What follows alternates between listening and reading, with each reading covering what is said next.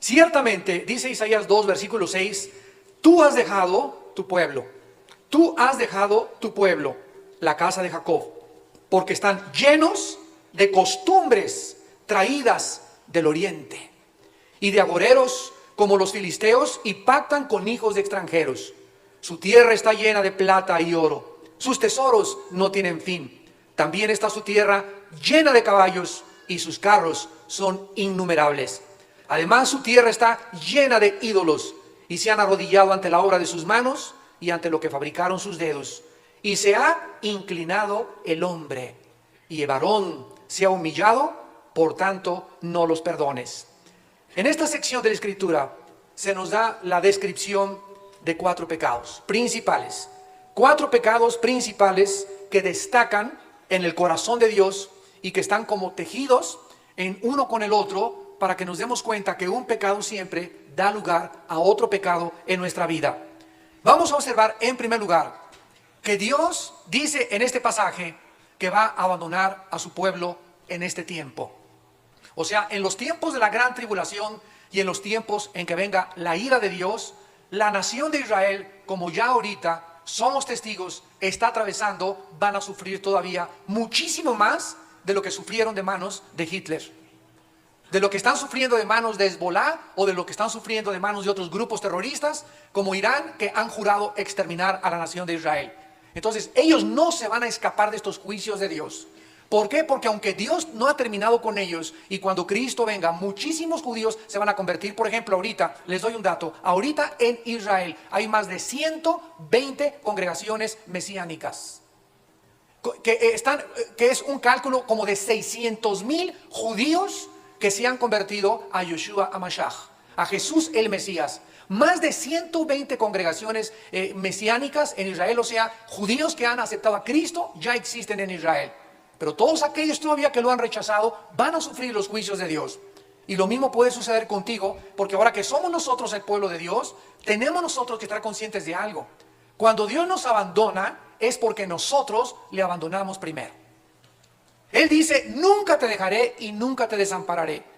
Cuando comenzamos a sentir, ya no me oye Dios, me siento solo, ya no contesta mis oraciones, ya no le encuentro sabor a la Biblia, ya no encuentro sabor en mi oración, ya no tengo una comunión con Dios diaria, es porque tú hace una semana, 2 semanas, tal vez por el muchacho que conociste o la muchacha que conociste, le comenzaste a dar prioridad a tu noviazgo, prioridad a tu negocio, prioridad a tu deporte, y sin que te dieras cuenta, comenzaste a alejarte de la comunión con Dios. Y esto tiene consecuencias, esto tiene repercusiones en nuestra vida, porque todo lo que sembramos lo tenemos que recoger. Entonces es inevitable que nosotros nos enfrentemos con esta realidad. En los últimos días de la historia humana, la gente en general, incluyendo aquellos que dicen pertenecer al pueblo de Dios, serán culpables de 4 o 5 pecados enunciados a continuación. Jesús lo dijo en Mateo 24, muchos escogidos serán engañados. Una de las cosas que más me impactó ahora que estuvimos en Nicaragua es la confusión tan grande que existe de los cristianos. Allá estaban anhelando que alguien les hablara de profecías. No sabían ni qué pasaba con Irán, ni qué pasa en el Medio Oriente, la situación futura de Europa, la posición profética de los Estados Unidos de Norteamérica en los últimos tiempos, la situación de Francia y Alemania, Inglaterra en los últimos tiempos, la posición de los países asiáticos, de los países africanos, y todo esto que pertenece a la profecía, que es un área que no se ha estudiado porque no la quieren estudiar. Ahora solamente son cosas, dicen, prácticas para los cristianos. Y ya se olvidó la profecía, que es lo más importante que tenemos que estudiar para que veamos la relevancia que existe ante los acontecimientos que nos rodean con la realidad histórica que existe en este libro.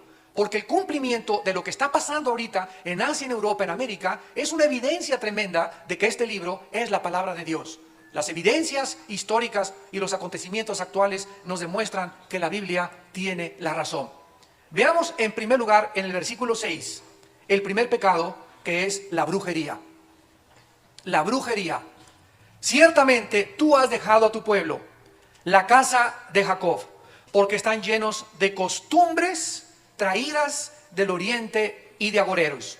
Esta frase, costumbres traídas, es la palabra hebrea anán, con A de Armando, anán, y significa astrología o adivinación. Astrología o adivinación. Y la palabra agorero es la palabra hebrea que significa hechicero o adivino. Vemos pues nosotros que comenzaron los judíos a practicar las costumbres traídas ¿de dónde? ¿Del occidente o del oriente? Del oriente. ¿Por qué? Porque fue en el oriente, en Babilonia, en lo que es actualmente la nación de Irak, desde que se levantó la primer torre o el Sigurat, la famosa torre de Babel, los seres humanos comenzaron a tratar de alcanzar el cielo, y ahí nació la astrología, que es la creencia satánica de que los astros tienen influencia sobre mi vida. Y si yo soy Acuario, no me llevo con Géminis. Y si soy Géminis, no me llevo con Sagitario. Y mi horóscopo me dice que hoy puedo salir y manejar, que todo me va a ir bien. Y comienzo sin que me dé cuenta que detrás de estos mensajes subliminales se encuentran demonios, se encuentran criaturas invisibles, espirituales, con el propósito de hacernos creer que podemos dejarnos llevar por esos que se llaman horóscopos. Y no se confunda la astrología con la astronomía. Hace unos 3 semanas me impactó ver una revista científica que acaba de determinar que Plutón ya no es un planeta. Y yo les dije a un grupo de estudiantes que estábamos allá platicando en Dallas, les dije, miren ustedes con esto de que la ciencia siempre se equivoca. Lo que la ciencia tenía como un hecho científico, Plutón es un planeta, pasan los años y pues ahora concluimos que por la dimensión de Plutón, y como no tiene la fuerza de atracción ni tampoco de repulsión como un planeta debe tener, ya no se le puede considerar un planeta. O sea que lo que era verdad ayer científicamente hoy no es verdad. ¿De qué nos habla esto? De que la ciencia también es limitada y relativa. Sin embargo, los cielos y la tierra pasarán, pero este libro no pasará. Este libro tiene verdades de hace 6,000 años, damas y caballeros.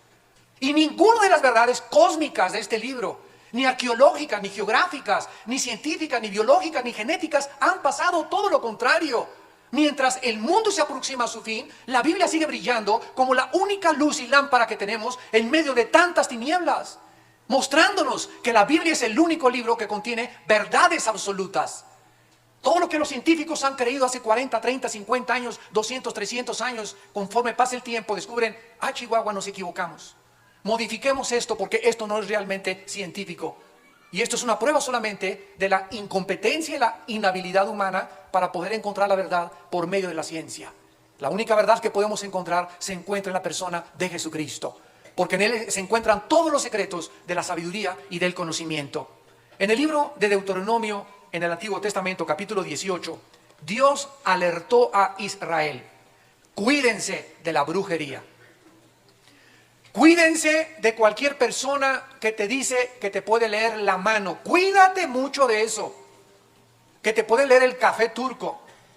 Que juegan y que te echan las cartas tarot, la bola de cristal, la adivinación, el péndulo y toda esta serie y gama de prácticas ocultistas que detrás de ellas, como esas personas no saben que hay un mundo espiritual y que pueden ser engañados, a nosotros Dios nos advierte que esto no es un juego, que hay poderes reales, invisibles, detrás de estas prácticas y que además nos hacen muchísimo daño mental, espiritual y físicamente. Y esta es la razón por la cual Dios quiere que tú no estés en tinieblas, ni yo tampoco, ni juegues con que, pues jugar a la ouija es un chiste. No es un chiste jugar a la ouija. Tú comienzas a practicar estas cosas de la ouija, de que te lean la mano, que vas a consulta, que te echen el café turco, las cartas tarot, etcétera, etcétera. Y sin que tú te des cuenta, en las próximas semanas, lo primero que tú vas a comenzar a manifestar, escúchame bien, van a ser perturbaciones mentales. Vas a comenzar a tener problemas psíquicos, o tus hijos menores de edad también, o los jóvenes también. Vas a comenzar a manifestar una inconsistencia en tu carácter. Vas a comenzar a tener cambios bruscos de personalidad. Y vas a acabar todavía, para que se remache más la cosa, acabando con un psiquiatra. Para que creas que el psiquiatra te pueda diagnosticar y decir cuál es tu problema. Y ni los psicólogos ni los psiquiatras pueden meterse en la dimensión espiritual porque la desconocen totalmente. Y estos problemas que se afectan en la mente y que tienen su manifestación en la mente, detrás de la mente hay otro elemento que la Biblia llama y que es el espíritu. Y es en el espíritu entre nosotros donde todo se gesta. Los problemas mentales tienen su origen espiritual. Muchos problemas físicos tienen su problema espiritual. Mucha confusión que tienes, mucha inconsistencia, mucha vaciedad, mucha adicción que tú tienes, no es mental, no es psíquico. Ahí se equivocó Sigmund Freud en creer que era psíquico el problema. Y el problema del humano no es psíquico, el problema es mucho más profundo, es espiritual. Y dice en Deuteronomio capítulo 18, versículo 9 al 13. Dios alerta a su pueblo y les hace esta advertencia: cuando entres a la tierra que Jehová tu Dios te da. Nosotros, ¿qué somos, amados santos? Somos peregrinos. Somos un pueblo que Jesús dijo, no pertenecemos a este mundo. Como no pertenecemos a este mundo, tú vas a probar, pues, que la fama, que la popularidad, que el dinero, que el sexo, que los placeres. Pero como no somos de este mundo, nada nos sacia. Nada nos satisface verdaderamente. Puedes probar en la política, puedes probar en la artistiada, puedes probar en muchas cosas y siempre vas a encontrar las palabras que Jesús le dijo a la mujer samaritana. De esta agua vuelve a beber y vas a tener sed. Pero el agua que yo te voy a dar será una fuente dentro de tu vida que salte para vida eterna. Entonces no fuimos creados para encontrar, en resumen, satisfacción con ninguna cosa en esta vida. Y al final siempre acabamos, no es ustedes que lo han experimentado, al final siempre lo experimentamos. No hay nada más que estar con Jesús y con Dios. Mi alma solo tiene paz y descanso cuando estoy cerca del Señor y descanso con Jesús.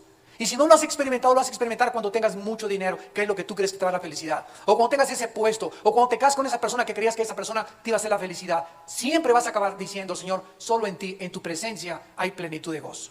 Lo único que vale la pena verdaderamente en esta vida es Dios. Y estar cerca de Él y descansar nuestra alma en Él y decirle a nuestra alma, alma mía, ¿por qué te perturbas dentro de mí? No te turbes, confía en Dios porque aún le has de alabar. No, cuando ustedes entran a la tierra y nosotros estamos por una tierra llena de costumbres, llena de culturas, que el Halloween, que la peregrinación, que la Ouija, estamos ante un mundo controlado por Satanás, santos de Dios. Y Dios nos advierte que abramos los ojos, si los que los tienes abiertos espiritualmente, y te des cuenta, como dice el Señor, que no aprendamos, versículo 9, a hacer según las abominaciones de las naciones a nuestro alrededor.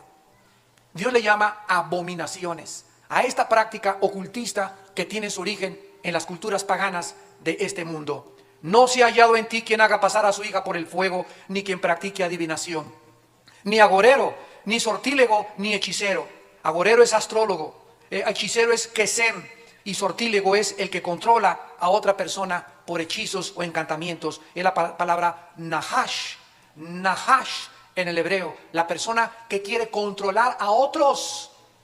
Esto es lo que se conoce también como el espíritu de Jezabel. Cualquier persona que trate de ejercer control sobre otro ser humano o muchos seres humanos es un espíritu de brujería. Y este espíritu puede ser ejercido por presidentes, por políticos, hasta por pastores también. Ustedes que me escuchan, pastores, cualquier pastor que amenace a su iglesia, que manipule a su iglesia, que le digan, pues esta iglesia es la única y si te vas a otra iglesia ya no regresas. O este es el estudio que tú tienes que venir, si vas a otra iglesia cristiana o no se junten con esos cristianos de la iglesia de enfrente, etcétera, etcétera. Ese espíritu no es de Dios. Las ovejas no son nuestras, las ovejas son del Espíritu Santo. Y nuestra labor es alertarlos a ustedes de los peligros de las sectas. Pero si es alguna iglesia cristiana, hermana, ¿verdad? Y todos bebemos de la misma agua, yo no tengo por qué prohibirle a un cristiano de mi iglesia, no voy a hacer ese desayuno, o no voy a hacer esa campaña. ¿Por qué? Ve y si te fue mal, pues para que aprendas. ¿Por qué? Porque así es como aprendemos. Oye, hermana, ¿puedo ir a Pachuca de un hermano que está sanando? Ve y aprende, a ver qué cosas sacas. Si hay bendición, qué bueno. Y si te das cuenta de muchas cosas que no son de Dios, qué bueno, pero así es como vas a aprender. Pero no podemos nosotros hacer prohibiciones. ¿Por qué? Porque en ese momento comenzamos a manipularlos y comenzamos a tratar de controlarlos a través de las amenazas. Y no se puede controlar a los seres humanos amenazándolos, porque esto no le agrada a Dios. Tenemos que seguir el ejemplo de Jesús. Dice la Biblia a continuación, y las personas que practiquen magia, versículo 11, ni quien consulte a los muertos. Estos son los espiritistas, esas reuniones que se juntan e invocan espíritus. Espíritu de Cuauhtémoc, ven para que nos hables y nos digas dónde está enterrado el tesoro de Moctezuma. O espíritu de fulano de tal, quiero que me digas si tú eres realmente espíritu de rocarreros, hechocarreros, etcétera, etcétera. Todas estas voces que se oyen no son de almas que han regresado otra vez a la existencia. La Biblia dice que cuando un ser humano se muere, no hay más que dos lugares a donde se vaya. Al cielo, a la presencia de Dios, o al centro de la tierra a esperar el juicio final en un lugar que se llama el infierno. Pero la Biblia dice que no hay un solo espíritu, ni de tu mamá, ni de tu suegra, ni de tu abuelita, ni de tu cuñado. Así que si alguien en la noche se te aparece y te dice que era tu mamá, o con la cara de tu mamá, o con la cara de tu papá, no era tu papá, ni era tu mamá, eran espíritus demoníacos, que tienen la capacidad de poder transformar la energía y transformar la visión óptica de los seres humanos y hacer apariciones que nos parezcan ser, que no son más que ilusiones, que ellos pueden crear en nuestra mente. El diablo tiene capacidades inimaginables que solo podemos comprobar en la palabra de Dios. Así que tenemos que tener cuidado con eso. Cuando bajes un día en la noche a la cocina y veas una persona que pasa por ahí con un vestido largo, etcétera, etcétera, no es un demonio, no es un muerto que estaba. En ese momento te ordeno que te vayas con todo y chivas de mi casa. Te sacarracas de aquí en el nombre de Jesús. A mí no me vienes a impresionar ni a hacerme creer que hay alguien aquí en la casa, ni en el baño, ni en la tina, ni en ningún lado. Yo sé quién eres, así háblales, yo sé quiénes son ustedes. Se van en el nombre de Jesús porque esta casa está bajo la sangre del Cordero.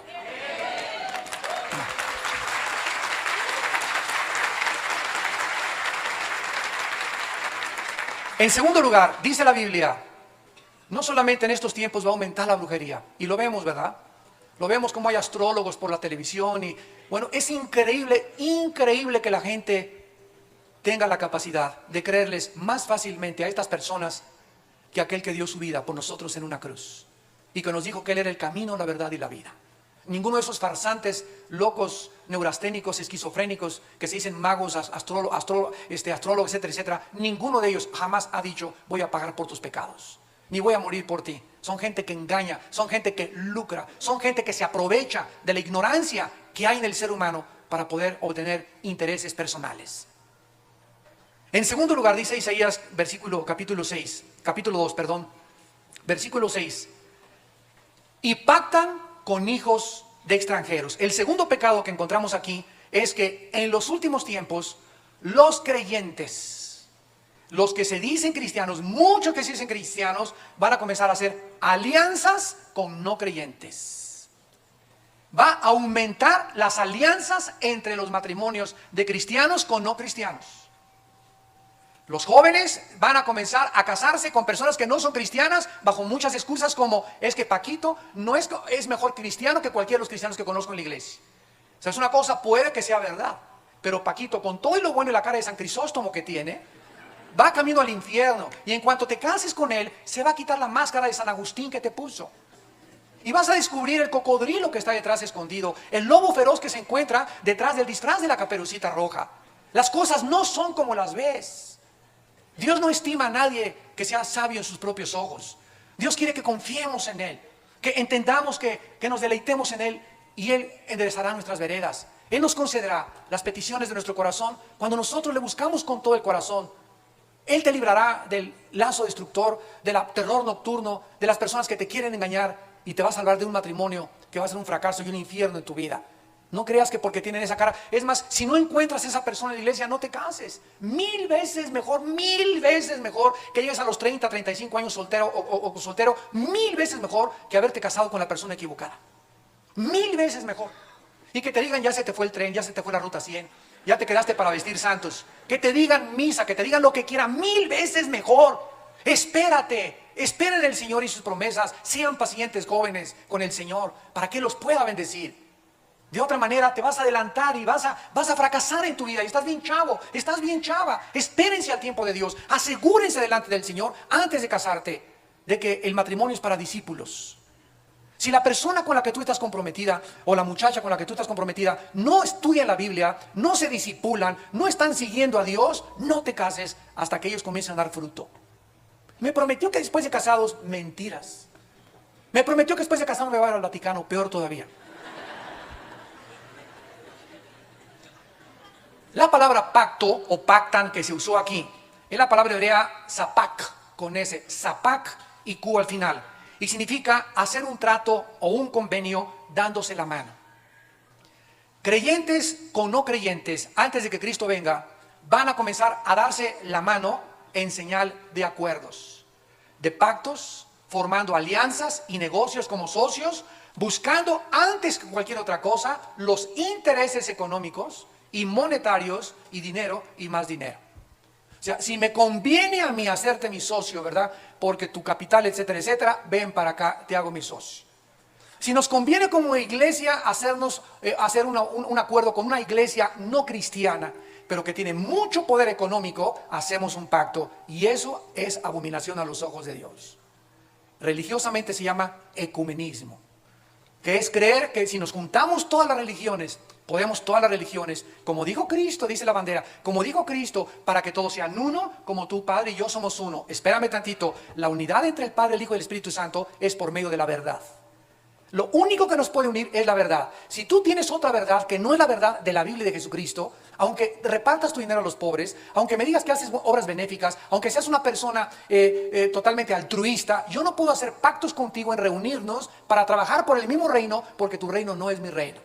Te respeto y haz tu trabajo, pero no podemos trabajar juntos. ¿Caminarán dos juntos si no estuvieran de acuerdo? Dice la Biblia. ¿Cuál es la respuesta?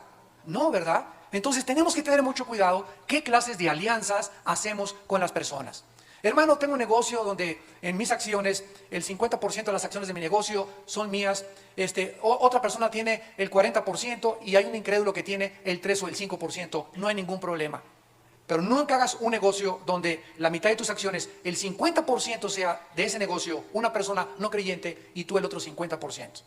Porque en ese momento los dos se han unido en un pacto en el que Dios no va a bendecir. Es que no hay cristianos que tengan el capital para hacer este negocio. Busca más inversionistas, pero dale el menor de lo minutario de las acciones a las personas que no son cristianas. Y la mayoría de las acciones a las personas que son cristianas, para que Dios te bendiga. ¿Por qué? Porque al darle la mano a esa persona, estás dándole la mano al diablo. Al diablo en persona. Te casas con una muchacha que no es cristiana y tienes como suegro al diablo. Dice en el Salmo 34:12, dura palabra es esta de oír, yo lo sé, pero es la palabra de Dios. Dice el Éxodo 34:12, ya desde que Dios le dio la ley a Moisés, Éxodo 34, versículo 12, guárdate de hacer alianza con los moradores de la tierra, donde has de entrar, para que no sean tropezadero en medio de ti. ¿Qué sucede cuando te casas con una persona que no es cristiana? ¿Qué va a hacer esa persona en tu vida? Un tropiezo.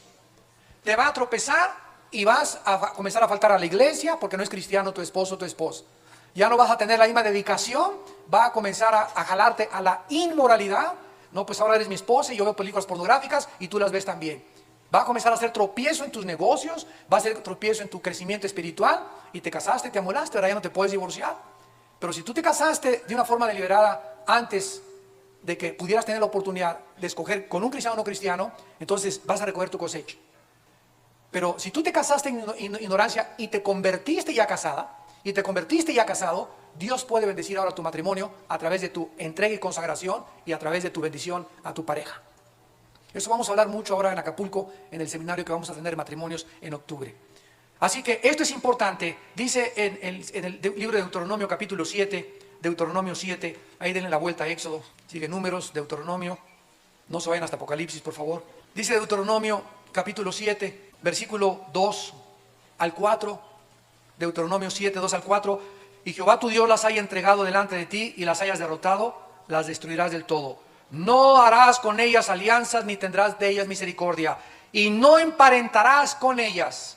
No darás tu hija, aquí está una responsabilidad paterna, padres de familia, no darás tu hija a su hijo, ni tomarás a su hija para tu hijo, porque desviará a tu hijo de en pos de mí, y servirán a dioses ajenos, y el furor de Jehová se encenderá sobre vosotros y te destruirá pronto. Un ejemplo, viene mi hijo, papá, me quiero casar con Chincha. Mi hijito, ya te dije que no es cristiana, tiene su religión. No, papá, pero nos queremos, etcétera, etcétera. Mi hijo ya es mayor de edad. Papá, nos vamos a casar. Muy bien, ok, cásate, pero sin mi bendición. Escúchenme muy bien, padres de familia. Yo no puedo forzar a mi hijo a que no se case porque ya es mayor de edad. Y ellos tienen que hacer decisiones de los cuales se acostumbren a tener consecuencias. Y para que se hagan responsables de que las consecuencias y las decisiones que tomamos, algún día nos vamos a lamentar. Y muchas veces tienen que recapacitar en tierra ajena o en carne propia. Mijito, te vas a casar, sí. Y nos vamos a casar, papá, por la iglesia católica o por otra iglesia. Está muy bien, hijo, haz lo que te dé la gana. Hijita, haz lo que te dé la gana. No voy a tu boda. Podré ir al banquete para poder testificar y para poder, etcétera, etcétera, pero no voy al evento religioso. Porque si me meto al evento religioso, le dice a tu hijo, a tu hija, mi abuelo me dijo que tanto peca el que mata la vaca como el que estira la pata. Me hago cómplice de ti al participar de un rito que mi Señor odia y abomina. Y ahí es cuando el padre de familia demuestra a quién ama a Dios. Amarás a Dios con todo tu corazón y con todas tus fuerzas y con toda tu mente y con toda tu voluntad. Sobre todas las cosas. O amas más a tus hijos que a Dios. Vamos a ser probados. Y tenemos que tener convicciones. No te puedo dar mi bendición, hijo mío. Hija mía, no te puedo dar mi bendición. Voy a orar por ti para que Dios pueda tener misericordia de tu matrimonio y de tu vida. Pero no podemos hacernos cómplice porque estaríamos nosotros siendo responsables de entregarlos. Si un padre sabe que su hijo se va a casar o su hija se va a casar con una persona que no es cristiana, él está siendo cómplice de esto. Pero si tú le dices, mira, eres mayor de edad y quiero que sepas, no te doy mi bendición, y te casas en contra de mi voluntad. Si me pediste consejo y no aceptaste, estás en rebelión, hijo, delante de Dios, hija, estás en rebelión. Yo no puedo bendecir tu vida ni tu matrimonio. Voy a orar por ti, que Dios tenga misericordia, pero no voy a tu boda, al oficio religioso. Y menos, ¿verdad?, que me hagas pasar de que vas a ser hasta padrino de anillo. Dice en el Salmo, capítulo 1, el rey David, así comienzan los Salmos, capítulo 1, versículo 1, bienaventurado el varón que no anduvo en consejo de malos, ni estuvo en camino de pecadores, ni en silla de escarnecedores se ha sentado. La palabra bienaventurado, ashar en el hebreo, significa dichoso o feliz. Dichoso o feliz es la persona, ¿verdad?, que no anduvo en el consejo de los malos, ni que se está con los pecadores, ni que se sienta con los burladores a platicar de las cosas que no son santas delante de Dios. En Proverbios 4, versículo 14, Proverbios 4:14, dice la Biblia, no entres por la vereda de los impíos, ni vayas por el camino de los malos. Déjala, no pases por ella, apártate de ella, pasa, porque no duermen ellos si no han hecho mal, y pierden el sueño si no han hecho caer alguno. Comen pan de maldad y beben vino de robos. Mas la senda de los justos es como la aurora, que va en aumento hasta que el día es perfecto. El camino de los impíos es como la oscuridad, no saben en qué tropiezan. Y finalmente en el Nuevo Testamento, en la segunda carta a los Corintios, capítulo 6, en el Nuevo Testamento, el apóstol Pablo escribió estas palabras de advertencia a esta iglesia. Dice 2 Corintios 6, versículo 14, para que no digan, eso nomás estaba en el Antiguo Testamento. Vamos al Nuevo Testamento, 2 Corintios 6, 14. No os unáis en yugo desigual con los incrédulos. Porque, ¿qué compañerismo tiene la justicia con la injusticia y la comunión de la luz con las tinieblas? ¿Qué comunión, qué compañerismo puede haber entre ustedes? ¿Cómo se pueden entender si somos dos mentes totalmente opuestas? Yo tengo al Señor, tengo a Jesucristo, quiero vivir en su reino, y mi pareja tiene otros metas, tiene otros intereses, tiene otras ilusiones que son contrarias a todo lo que yo tengo en la vida. Él está jalando para allá y yo estoy jalando para acá. Y la parte importante es que se usa la palabra yugo. ¿Qué es un yugo? Viene del arado de los bueyes. A los bueyes, cuando aran el campo, les tienes que poner una como de madera aquí, y al otro buey le ponen junto. ¿Por qué? Para que los dos vayan donde va uno, va el otro. Ese es el yugo. Y si uno jala para acá, lo jala el otro. Y si no, el otro lo jala el otro. Y ese yugo es el que tú te pones cuando haces negocio, cuando haces alianza, cuando haces pacto, cuando te casas con una persona que no pertenece al reino de Dios. A donde él vaya te va a llevar. Y si va al pozo, te vas a ir al pozo con él. O donde ella vaya, te va a llevar. Es que yo voy a influir. No es verdad. Escuchen este fenómeno. El bien y el mal. El bien tiene un solo enemigo. Síganme con cuidado. El bien tiene un solo enemigo, que es el mal. Pero el mal tiene dos enemigos, que es el mal en sí mismo y el bien.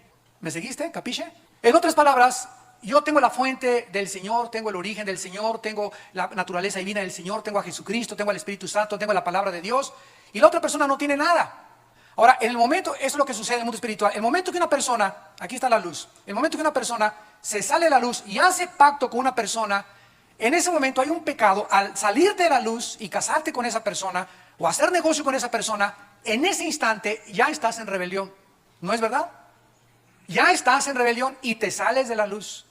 Y en cuanto entras a la dimensión otra vez de las tinieblas, de donde Dios nos sacó, pierdes tu poder y tu capacidad de convencer a la otra persona.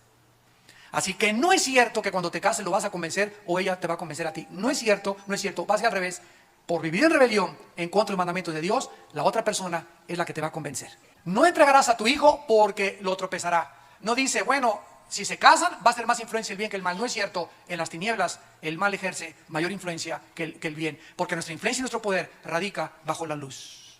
Si no estamos bajo la luz, porque nosotros no tenemos fuerza ni poder para ejercer sobre nadie. Si yo estoy bajo la luz, yo puedo irme a entrar al mundo de las tinieblas y las tinieblas no prevalecen. Las tinieblas se van. Y voy con una persona que no es cristiana y yo soy la luz como Cristo, abrazaba a las prostitutas y abrazaba a los pecadores, pero no los abrazaba para que ellos lo jalaran, sino para que Él jalarlos al reino de la luz. Por eso tenía Cristo amistad y lo criticaron con los pecadores. Si yo voy con una persona, con la secretaria o con un amigo de mi trabajo a sentarme en Vips, a comer, etcétera, etcétera, y él comienza a contarme chistes malos y yo lo comienzo a oír. Y me comienzo a oír, ya le viste las piernas a la que está enfrente de nosotros y tú, ja, ja, ja, ja. Y ya sabes la última chiste de Pepito, y ya sabes aquello, y comienza con groserías, y yo no me paro y le digo, ¿sabes una cosa? Aquí muere. Mira, no es que sea muy santurrón ni mucho menos, pero ¿sabes qué? Me ofenden tus palabras. Yo quisiera que no hablara de estas cosas, te quiero hablar de algo mejor. Conoce a Jesucristo, has leído la Biblia. Y si Él comienza a abrirse y me doy cuenta que por su ignorancia era como era, yo puedo seguir teniendo comunión con Él, café con Él, porque me está escuchando. Pero si me dice, no me vengas con esas santurronadas, yo no quiero ir a esas cosas, jamás me vuelvo a sentar a tomar café con Él. ¿Para qué? No le eches los perlas a los puercos, porque te pisotean y te muerden. Sacúdate el polvo de tus manos. La gente que te escuche, puedes acercarte con ella. Si te rechazan, no manches tu vida. Va a acabar contaminándote su amistad. Esa amiga te va a acabar arrastrando. Si tú no ejerces influencia sobre tu amiga, la influencia del mal ejerce influencia sobre nosotros. O bendecimos nosotros o nos maldicen a nosotros. No somos más que de dos fuerzas, para bendecir o para maldecir. Y en tercer lugar, regresamos a Isaías. Dice el versículo 7 de Isaías 2, Isaías 2:7, su tierra está llena de plata y oro, sus tesoros no tienen fin.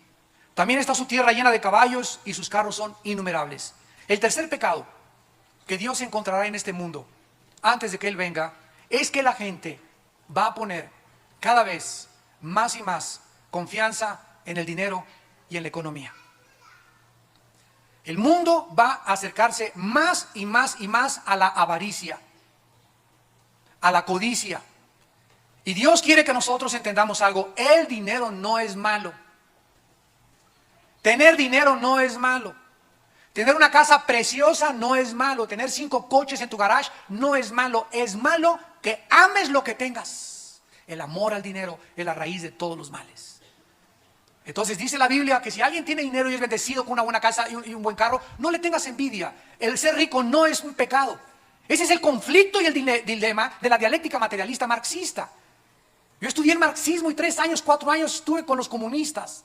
Y ese fue el error más grande por la ignorancia del problema humano verdadero. Y los nuevos mesías y los nuevos candidatos y las nuevas personas que siguen postulándose en el mundo políticamente siguen haciéndole creer al ser humano, vamos a quitar a los ricos y los vamos a bajar y vamos a subir a los pobres. Y esta no es la solución, no es cierto. El problema no es que haya más ricos y que haya más pobres. Dicen Proverbios, al rico y al pobre los creó Jehová y los dos se encuentran.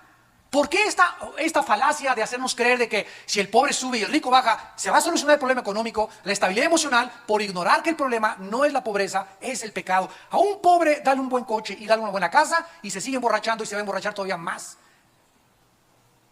Dios no vino a repartir el dinero a los pobres para que fueran felices. Dios mandó a los ciegos para que pudieran trabajar y ver. Dios mandó a los paralíticos para que pudieran trabajar, porque el fruto del suelo de nuestra frente es lo que Dios quiere que nosotros desarrollemos.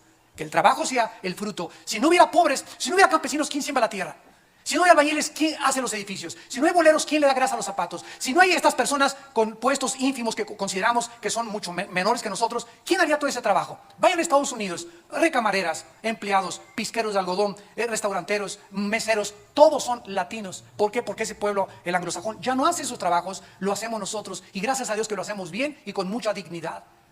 Pero si no hubiera ese tipo de personas, ¿quién la hace entonces? Imagínense que todos tuviéramos todo. Eso es una falacia. Eso es Alicia en el País de las Maravillas. Bájate de tu avión. Es una utopía totalmente económica que no existe más que en un mundo inimaginable donde el ser humano ha perdido la brújula y ha perdido totalmente la dirección y ha comenzado a tratar de creer que un hombre que suba al poder o ese hombre que suba al poder, ese nos va a sacar, ese va a sacar adelante, en él voy a confiar. Maldito el hombre que confía en el hombre. Damas y caballeros, ya no hay Mesías. El único Mesías vino hace 2000 años. Ya no hay ningún ser humano que saque al ser humano de la situación en la que se encuentra más que Jesucristo. Porque no hay otro nombre dado bajo el cielo a los hombres en que podamos ser salvos, en que podamos tener seguridad, en que podamos tener esperanza, en que podamos tener felicidad y gozo verdadero más que la persona de Jesús. Y si tú crees que algún otro hombre o algún otro candidato de cualquier país, lo que él promete te va a llevar a un paraíso utópico, o a Disneylandia, o a Reino Aventura, no conoces la naturaleza humana. Dice en 1 Timoteo 6, versículo 10 al 12, teniendo sustento y abrigo, estemos contentos con eso. Porque los que quieren enriquecerse, ve la diferencia, los que quieren enriquecerse, o sea, si Dios me quiere dar dinero, porque a Dios le da la gana dártelo, porque eres una persona que no eres avara, ya lo demostraste. Antes de que ganaras ahorita 100,000 pesos mensuales, ganaste hace 5 años 10,000 pesos mensuales. Y cuando tú ganaste 10,000 pesos mensuales, tú eras fiel con tus diezmos. Y sin que te dieras cuenta, a los 4 o 5 meses, Dios te dio un poquito más y subiste a 20,000 pesos mensuales y no te enorgulleciste, le seguiste dando a Dios. Y cuando Dios te dio los 20,000 pesos, seguiste con tu fidelidad y te subió a 50,000 pesos tus negocios y tus entradas. Y tú le seguiste dando a Dios ahora el 15%. ¿Qué hace Dios con estas personas? Dios las está buscando. He hallado un instrumento, he hallado un canal al que el dinero no le hace daño. Le voy a dar 500,000 pesos mensuales. ¿Para qué? Para que Él siga bendiciendo a mi reino, para que Él siga siendo un canal de bendición a mi proyecto del plan eterno por los siglos. Pero cuando eres avaro, cuando retienes, cuando no tienes y lo que tienes aún lo pierdes, porque o se lo damos a Dios, eso sí, nunca nos quedamos con ello, o se lo damos a Dios o el diablo te lo quita. Pero ese dinero, ese diezmo, no se queda contigo. Un accidente, un problema en el hospital, algo puede pasar donde vas ese dinero a tener que gastarlo extra, porque no te quedas con un quinto, porque no es tuyo ni mío, es del Dios del cielo. Entonces Dios no es un deudor de nadie. Dios ama y nos quiere dar más de lo que nos imaginamos. Pero la avaricia de tu corazón, el acumular, el guardar más, y voy a guardar más porque a lo mejor el mes que entra ya no hay, o a lo mejor si este candidato entra, se va a fiscalizar la propiedad y se va a privatizar esto, y mejor si el dólar cae o si el petróleo sube y comienzas a guardar más y a meterle bajo el colchón o a tu cuenta, etcétera, etcétera. Dice que para tener una muralla imaginaria de seguridad, torre fuerte es el dinero para las personas que creen que ahí está su seguridad. Y comienzas sin que te des cuenta a alejarte de Dios y a creer que es el dinero tu seguridad y abandonas a Dios. Él es Yahweh Jireh, nuestro proveedor. Dice en Miqueas, capítulo 3, versículo 11, que este fenómeno de la avaricia no solamente se desencadenará en las gentes normales, sino también en el área religiosa. Dice Miqueas 3, versículo 11, sus jefes, o sea los gobernantes, juzgan por cohecho. Sus sacerdotes enseñan por precio y sus profetas adivinan por dinero.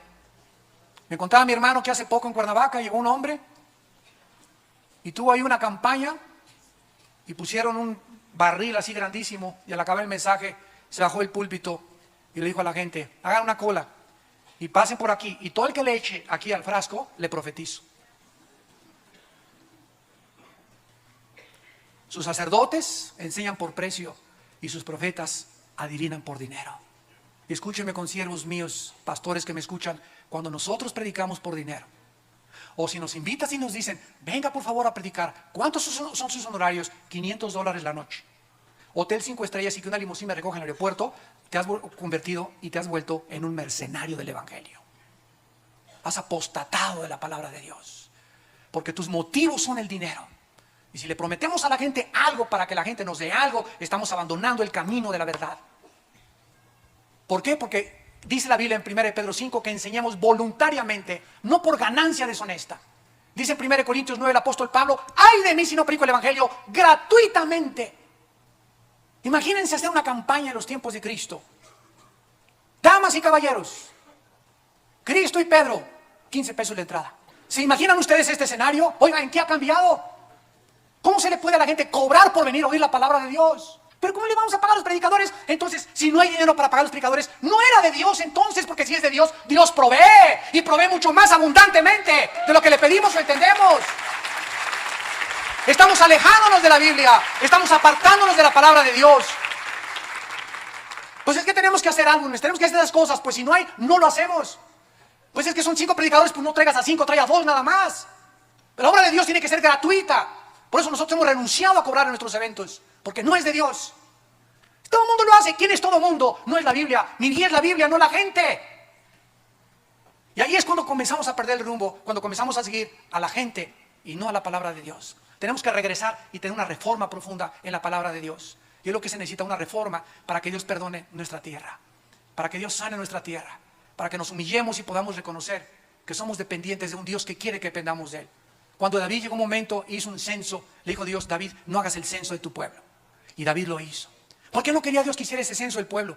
¿Por qué? Porque David iba a ver: 500 personas tengo ahora sí, y tengo 500 caballos, y tengo 3000 sacerdotes, tengo un ejército poderoso. No, Dios no quería eso. Dios quería que ese David, que con 5 piedras que se echó a su morral, con una piedra dirigida por el Espíritu Santo, le pegó en la frente a Goliat, él siguiera dependiendo de Dios y no de sus ejércitos. Por eso David comenzó a enorgullecerse cuando él comenzó a confiar en su ejército, en su poder económico, y no es el propósito de Dios. Él quería que ese David siguiera confiando en Él. Y es lo que a Dios anhela de nosotros, que no nos apartemos de Él. Él es nuestro proveedor, nuestra fortaleza, nuestro sanador. Él es el todo, el Shaddai, el todopoderoso. Y la presión del mundo poco a poco nos puede ir desviándonos del camino de la verdad.